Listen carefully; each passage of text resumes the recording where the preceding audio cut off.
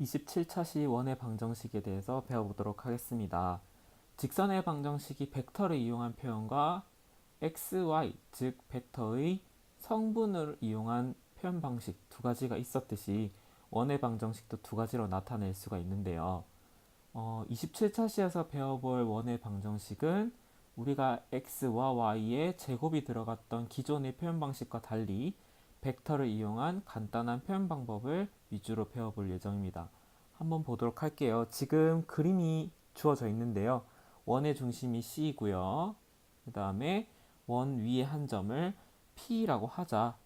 그때 여기 보니까 P의 위치 벡터를 X라고 하고 있죠. 지금 여기 보이듯이 X라고 하고 있고, 두 번째 원의 중심인 C의 위치 벡터를 C라고 하자. 그러면 원의 뜻이 뭔지부터 한번 간략하게, 하지만 가장 중심이 되는 뜻부터 한번 해석해보자. 원의 중심으로부터 C로부터 거리가 뭐 얼마인, 즉 일정한 한 우리가 방정식을 원의 방정식으로 하듯이 지금 여기서부터, 즉 C로부터 P까지의 거리, 그림에서 보고 있는 x-c, x라는 벡터에서 C라는 벡터를 뺀 이 벡터, 초록 색깔 벡터죠. 이게 어느 방향이든 상관없이 길이가 일정하다. 이게 우리가 원을 식으로 나타냈을 때 가장 베이직하면서 중요한 표현 방식일 것입니다. 그렇죠. 다시 한번 볼까요? x와 c라는 두 벡터의 차, 즉 이 그림에서는 초록색으로 나타내고 있는 두 점 사이의 거리, 즉 원의 중심으로부터의 거리가 일정한 점들의 모임을 우리가 원이라 하듯이 x-c라는 이 초록 색깔 벡터의 크기가 반지름이라는 값으로 일정할 때 우리가 원의 방정식이라고 부를 거예요. 다시 한번 적어볼까요? P라는 점의 위치 벡터는 x예요. P라는 점의 위치 벡터가 x다. 그리고 C라는 위치 벡터의 크기가 C일다. 그러면은 PC라고 하는 이 길이가 일정하다. PC라고 하는 이 크기가 일정하다. 즉 P에서 C까지, 즉 CP라는 벡터는 POP에서 OC를 뺐듯이, 즉 x-c라고 하는 이 크기가 무엇으로? 반지름으로 일정할 때 우리는 x의 위치 벡터의 종점들은 원을 이룬다라고 얘기를 할 수 있습니다. 다음 페이지에서 조금 더 자세하게 볼게요. 자, 볼까요? C를 중심으로 하고 반지름의 길이가 R인 원 위의 점 P에 대하여 점 C와 점 P의 위치 벡터를 OC, OP라고 할 때 이 원을 벡터로 나타낸 방정식은 앞에서 나타냈듯이 X에서 C의 차, 즉 이거를 다시 말하면 어떻게 나타낼 수 있어? CP라고 하는 벡터죠. 즉 여기에 C가 있고 여기에 P가 있다고 할 때, 즉 C에서 P까지의 길이가 얼마로 일정하다? R로 일정하다. 이렇게 나타낼 수도 있고, 우리 이렇게 벡터의 합 또는 차의 크기를 구할 때 내적을 이용해서도 우리가 계산할 수가 있었죠. 어떻게?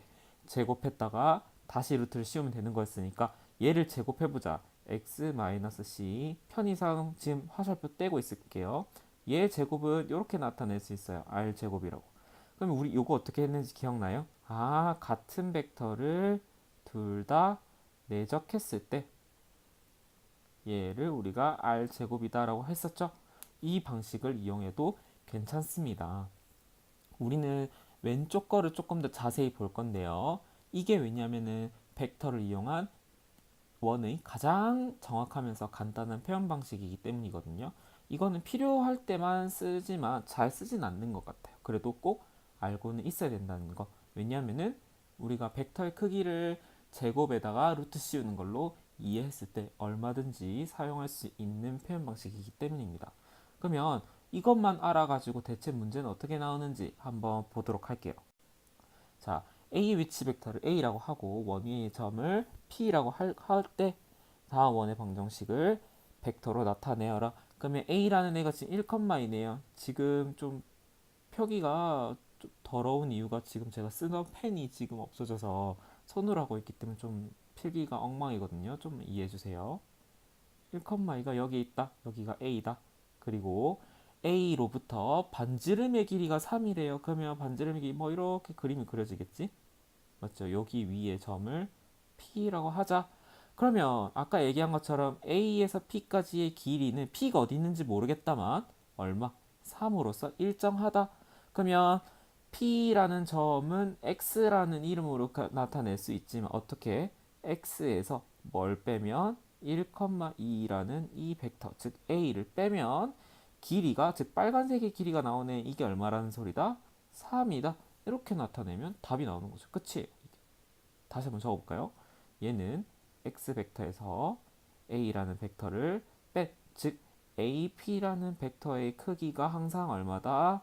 3이다 라고도 나타낼 수 있으며 성분으로도 나타낼 수가 있다. 두 번째, 0,3이 점을 중심으로 하고 이번에는 다른 색깔로 한번 해볼까? 이번에는 뭐 초록색으로 할까? 0,3 여기가 a다. 이번에는 반지름의 길이가 1이래. 그러면 이 초록 색깔 원은 어떻게 나타낼 수 있는지 한번 볼까요? 여기 노란색을 한번 해볼까? 예를 들어서 여기 있는 점이 P라고 해서 노란색이. 그러면 우리는 AP라는 이 지금 노란 색깔 벡터의 크기는 항상 얼마다? 1이다. 만약에 P가 여기 있든 상관없이 AP의 길이는 항상 1이거든. 한번 나타내 볼게요. AP라는 길이, 즉 벡터의 크기가 얼마냐면 1이에요. 그렇죠. 즉 OPX에서 A라는 벡터를 뺀 길이가 얼마다? 1이다. A라는 애는 지금 성분으로도 나타낼 수 있기 때문에 이렇게 나타내는 게 아무래도 가장 합리적이면서 어디 위치에 있는지를 머릿속에 그려낼 수 있는 가장 확실한 표현 방식이 될 것입니다. 즉 이렇게 세 개의 표현 방식 어떤 것이든 다 괜찮다.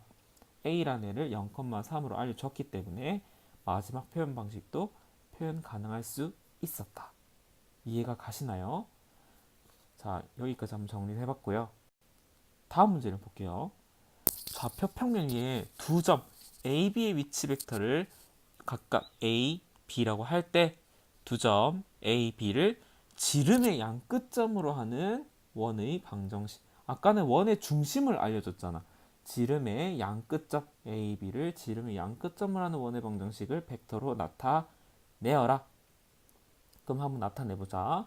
자, 첫 번째 방식은 우리가 하던 대로 하던, 즉 원의 중심을 알고 길이가 얼마인지 이걸로 나타내는 방식이 있었고, 두 번째, 원의 지름의 끝을 알고 있다면 x와 즉 점 P와 AB는 어떤 관계를 맺는지를 가지고 해석할 수가 있거든요. 한번 볼게요. 첫 번째, 원의 중심을 알아야 돼. 그러려면 A라는 점과 B라는 점의 한가운데가 원의 중심일 테니까 원의 중심 한번 구해볼까? 원의 중심은 어디겠어? 아, A와 B라는 두 벡터의 1대1 내분점이랑 같네. 우리 기억나요? 어떻게 했는지. 2분의 A 더하기 B이다. 이렇게 나타낼 수 있죠. 두 번째, 반지름도 알아야 돼. 반지름 한번 계산해 볼까요? 반지름은 어떻게 계산할 수 있냐면, 즉 여기에 위치 벡터 방금 구했던 거 2분의 A 더하기 B에서 요거를 빼면 되겠네. 즉 A에서 요거를 빼면 요거의 길이, 즉 반지름의 길이가 나올 테니까 A에서 2분의 A 빼기 B를 더하기 B를 뺀 이게 반지름이겠다. 그럼 다 구했네. 그러면 결론은 X 빼기 원의 중심 2분의 A 더하기 B의 크기는 요거를 쓰면 되겠다. 근데 이걸 어느 세월 다 쓰고 앉아있냐 이거지. 그러면 두 번째, 원의 중심은 몰라. 내가 알게 뭐야. 원의 성질을 가지고 한번 해석을 해볼게요. 지금 원의 양 끝점, 즉 지름 양 끝점이 AP라고 지금 잡혀 있습니다. 그렇죠? 그러면 P라는 점은 원위의 점이기 때문에 이렇게 APB라는 삼각형을 한번 그려볼게요. 자, 무슨 뜻인지 이해가 가시나요? AB는 지름의 양 끝점이고 P는 원 위의 한 점이기 때문에 AP라는 삼각형은 분명 독특한 성질이 하나 있어요. 어떤 건지 짐작이 가시나요? 아, 원의 지름을 빗변으로 하는 삼각형 APB는 무슨 삼각형이다? 직각삼각형이다라는 걸 중학교 2학년 때 배운 적이 있고요. 중3 때도 한 적이 있고요. 고1, 고2, 고3 매번 나오는 내용인 것 같아요. 그러면 다시 한번 적어볼까? 이 상황을 기호로 나타내보자. AP라는 벡터와 두 번째 BP라는 벡터는 어떤 관계에 있다? 수직이다. 얘를 식으로 쓰면 될 거 아니야. 한번 나타내볼게. AP 즉 OP 빼기 OA 라고 쓸 수 있겠네. 왜냐면 우리가 OP, OA, OB를 XAB로 나타낼 수 있으니까 이거를 절대값 쓰면 안 되겠다. 에다가 BP는 OP 빼기 OB다 라고 나타낼 수 있겠네. 우리 그럼 수직이면 우리가 벡터에서 가장 핵심적인 유일한 성질 하나 기억나세요? 어떤 건지? 그렇지. 내적하면 얼마다? 0이다. 식 다 썼다 끝. 이게 답이에요. 한 번 더 정리해 볼까요? OP 대신에 뭐 쓸까? X, OA 빼기 A. 내적. OP, X, OB, B는 얼마다? 0이다. 0벡터가 아니라 0이죠. 내적의 결과는 실수이기 때문에. 양 끝점을, 즉 지름의 양 끝점을 알고 있으며 각각을 뺀 두 벡터끼리의 내적은 수직이다. 끝이에요. 됐을까요? 그러면 이거 가지고 문제를 또 풀만한 게 있을까?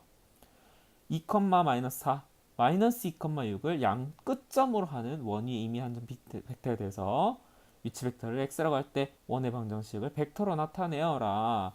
그러면 우리가 첫 번째 방식으로 했던 그 원의 중심과 반지름의 길이를 할 때 두 번째 방금 했었던 지름의 양 끝점을 가지고 계산을 할 수 있을 때 두 가지를 한번 해보자. 2번이 제일 간단하니까 한번 다시 해볼게요. 2, 마이너스 4, 마이너스 2, 6, 2, 마이너스 4 이쯤이겠다. 마이너스 2, 6 여기 있겠다. 그러면 원의 중심은 뭐 이쯤 있겠지. 그러면 요렇게 원의 두 점 이렇게 지름의 양 끝점을 알고 있을 때 원의 중심 이거라고 하면 여기라고 하자면 지금 이 삼각형 아니죠? 이렇게 그려봐야겠네. 즉 여기에 점 어딘가가 있다면 P가 있다면 이게 원의 지름이기 때문에 APB라고 부르는 이 삼각형은 무슨 삼각형이다? 직각삼각형이다. 그러면 여기에 P를 X라 부르기로 하고 이거를 A라 부르기로 하고 이걸 B라 부르기로 했으니까 AP와 누가? BP가 수직이네. 즉 이 상황을 식으로 쓰면 OPX, OA, A 내적, OP, OB, B 내적. 결과가 0이다. 왜 0인지 기억나시죠? 내적이 0이면 수직이다. 거꾸로 수직이면 내적이 0이기 때문에. 그러면 A와 B 대신에 좌표로만 고쳐주면 되겠다. X는 모르겠어요. A는 2, 마이너스 4. 내적 X 몰라. 내가 알게 뭐야. 그 다음에 마이너스 2, 6은 내적하면 0이다. 이렇게 계산할 수가 있다 이거지. 됐을까요? 1번 한번 다시 돌아가 볼게요. 원의 중심을 알고 반지름을 알 때는 어떻게 하느냐. 원의 중심을 한번 계산해 볼까. 원의 중심은 어디겠어? 가운데 중점이니까 0,1이네. 두 번째 반지름 계산해 보자. 반지름은 원의 중심으로부터 지름의 끝점까지.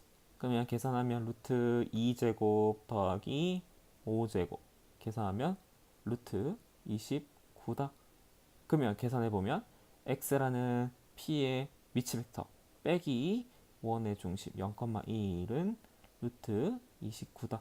두 가지 어떤 것을 써도 정리를 하면 똑같이 나올 거예요. 이해가 가시나요? 근데 이거는 우리가 계산을 해야 되잖아. 얘는 주어진 것만 갖고 계산할 수 있고. 그렇기 때문에 저는 2번을 조금 더 좋아하는 편입니다. 네, 원의 방정식을 아주 간단하게 다뤄는 봤지만 여기가 엄청 중요한 내용이거든요. 특히나 나중에 대학교 2학년 이상의 수학, 공학 뭐 여러 가지를 전공한 친구들한테는 이 부분이 정말 중요할 수 있어요. 왜냐하면 공학 기계를 설계하는데 우리가 회전체를 무시할 수 없거든. 그러면 회전체 위에 한 점이 튕겨나갈지 말지, 위치는 어디에 있어야 안전할지 이런 것들을 계산하기 위해서는 원의 방정식을 벡터로 나타내는 게 어마어마하게 중요하다. 항공 당연히 중요하겠죠. 프로펠러가 돌아가고 회전체가 돌아가기 마련이니까 기계에 말할 것도 없고, 그 다음 여러 가지 공학, 자연과학 다 모두 중요한 내용인 것 같습니다. 그렇기 때문에 이 내용만큼은 반드시 여러 번 복습을 할 필요가 있겠습니다. 더 길어지면 잔소리가 될 것 같으니 여기까지만 하도록 하겠습니다. 수고하셨습니다.